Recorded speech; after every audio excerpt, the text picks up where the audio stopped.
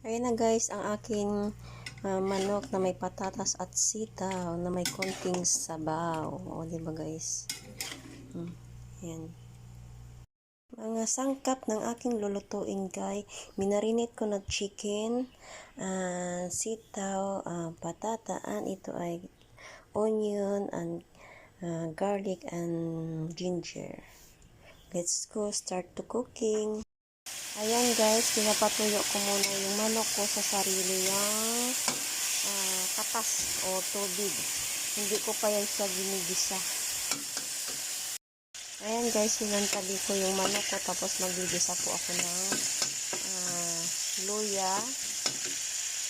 Pagkatapos yung bawang ko. At saka ilalagay ko na rin yung aking sibuyas. Puti po yung ginamit ko kasi wala akong sibuyas na pula. Puti po yung ginagamit namin dito. Ayan na guys, binigisa ko na po.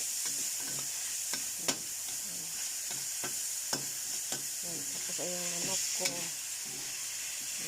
Binigisa-gisa ko muna ito. So, ilalagay ko po yung minamarinate ko na sauce kanina. Yung sauce niya. Ilalagay ko po yan.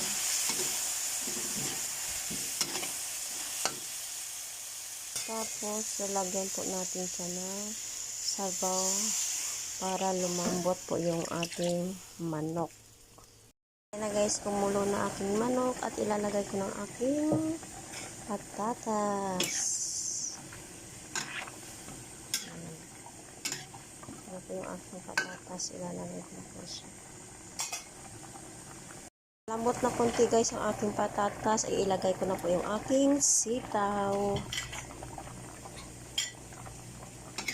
Yan po ang aking sitaw. Hanggang bukas na ulam. Ayan po. Papatikim ko na naman sa mga Chinese yung lutong Pilipino. Lagyan ko pala siya guys ng konting cornstarch para pampalapot ng konti sa kanyang sabaw. Ayan guys.